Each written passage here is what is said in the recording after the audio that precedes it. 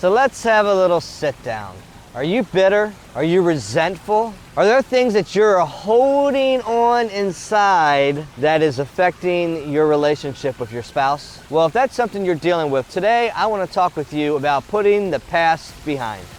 Stay tuned. Hey, my name is JR and welcome to My Marriage is Worth It, where we bring hope and joy to dead, dying, and boring marriages. If that sounds like you or something you can benefit from, go ahead and click that subscribe button, hit that notification bell, and you'll be notified every time we post videos just like this one. So today we're talking about putting the past behind. You know, resentments can be a huge obstacle to unity in your marriage. And let's face it, we all have these things, this baggage that we bring into our marriage. Some of this baggage is things that we brought into the marriage, and some of it are things we picked up along the way. Many times when we hurt our spouse, we say we're sorry, we ask for forgiveness. Forgiveness is granted, all is good, and we go on our merry way. I'm sorry. Will you forgive me? Yes, I do. Okay. At least so it seems. But somewhere deep in the back of our mind, somewhere deep in our heart, there's something that's still gnawing away at us. And if we never deal with that issue properly, it's going to come back to bite us. It's going to slowly but surely eat away at the heart of our relationship. The Bible says, in your anger, do not sin. Do not let the sun go down on you while you are still angry. And some people think that means just don't go to bed angry. Say you're sorry, get over it, and move on, and everything will be fine. And that's what a lot of people do too. They say they're sorry. They say, can't we just get over this? It's late. Let's just go to bed. Let's let this go. And they think that by doing that, the problem is solved. The situation's over. Yeah, but not so fast. That scripture passage, do not let the sun go down on you while you're still angry, actually means much more than that. In fact, when we look at it in the original language, we see that it means to not let the sun go down on the reason for your anger, on the issue itself. You see, many times we say we're sorry and we just want to let it go, but we really don't let it go.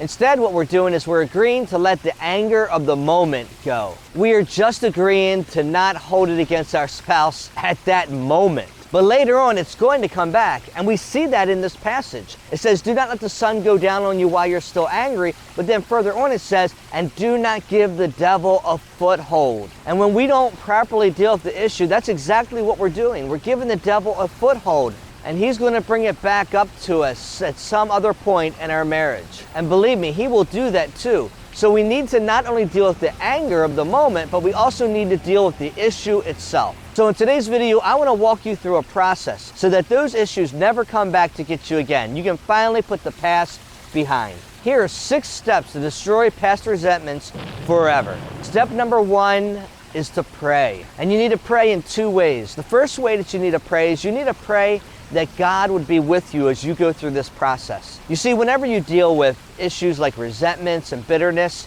our emotions can get the better of us. So we want to pray that God would walk with us, that He'd carry us through this process, that He would help us through and give us the peace we need and the clarity of mind to be able to really deal with the issue at hand. And the second way we need to pray is we need to pray that God would reveal the truth to us. You see, many times we think we know what the issue is, but our emotions have clouded our judgment. And we become blinded by our own ambitions, by our own emotions, by our own pain. And because of that, sometimes we miss what the real issue is. So start off by praying to God that He would reveal the truth to you. You know, sometimes He will reveal that to you and you'll look at it and you'll be like, this isn't really that big a deal after all.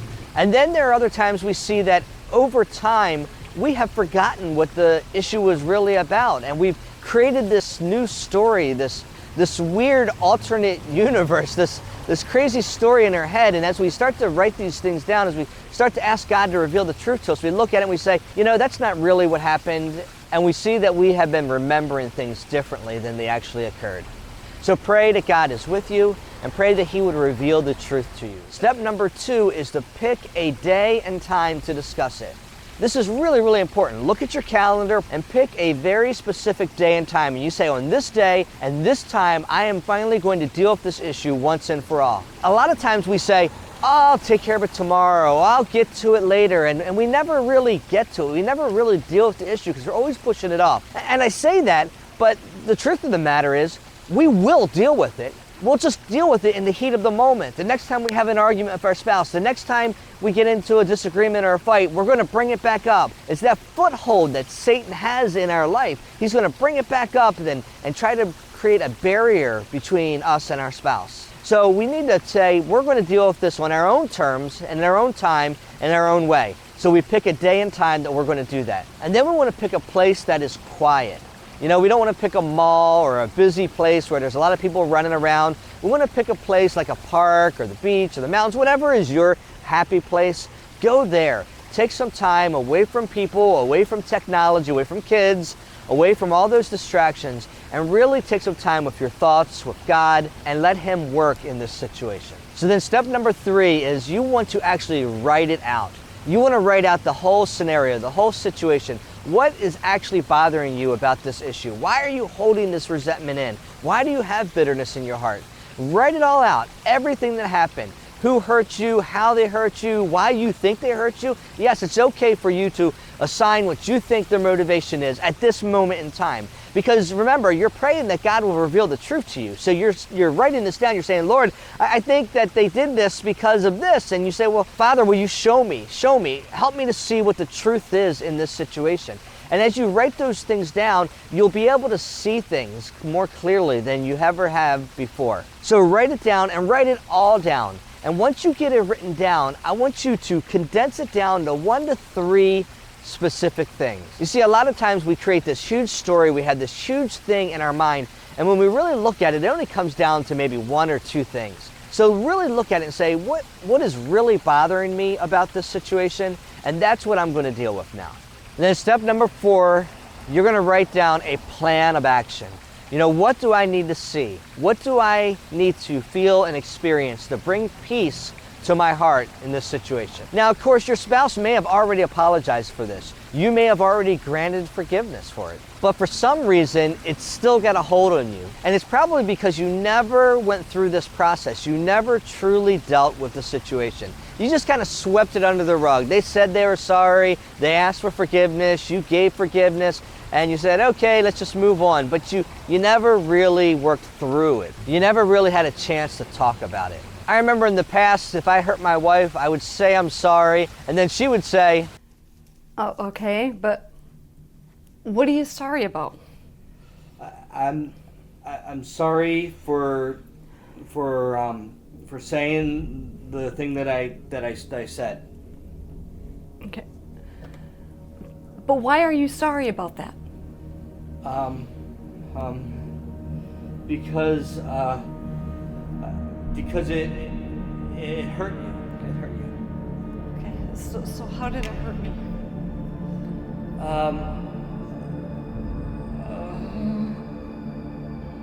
and in those situations, I just wanted to say, I'm sorry. Can't we just let this go and move on? But no, my wife wanted to talk about it. She wanted to deal with it. She wanted to know why I was sorry, what I was actually sorry for. And the reason she wanted to know that is because she wanted to know that I understood her, that we were on the same page, that we were unified on this, so that we would never have to deal with it again. And that's what this whole process is about. It's about finally dealing with this so that it never comes back again. Step number 5 is when you finally talk it out with your spouse. You sit down with them and you lay it all out. And you talk through the issue one last time. You say, look, I know we dealt with this before. I know that you said that you were sorry. I know that you asked for forgiveness, and I know that I granted forgiveness to you. But for some reason, this has still got a hold on me. And I really need to just kind of talk it out and get it out so that we never have to deal with it again. So then you just lay it out. You say, I'm not trying to rehash things. I'm not trying to continue to point the finger or play the blame game. I just needed to let you know that this is why it hurt me so bad. This is why it affected me the way it did, and this is why it's still affecting me today. Just speaking it out and sharing your heart with your spouse, which is why this process is so important, because in the past we just swept it under the rug. Now you're finally dealing with your feelings and emotions. And then step number 6, let it go. Just let it go. And in doing so, what I want you to do is I want you to write down how long you are going to actually grieve over this issue. Yes, I want you to take some time to grieve over the issue. You see, if you cut your finger, it usually hurts. And you're like, ow, that hurts. And there's a little bit of a grieving process. If it's just a little cut, you're like, ow, that hurt. You put a Band-Aid on it and you're good to go. If it's a big cut, you cut your finger off, you're like, I really need some help here. And you really grieve over it for a while. And it's the same thing with these resentments that you're carrying around. For smaller things, you can usually just kind of talk it out and probably let it go. And then there are other things that might be bigger, like betrayal or manipulation. And those things may take a little more time to get over. And you know what? That's okay. We need to work through that process.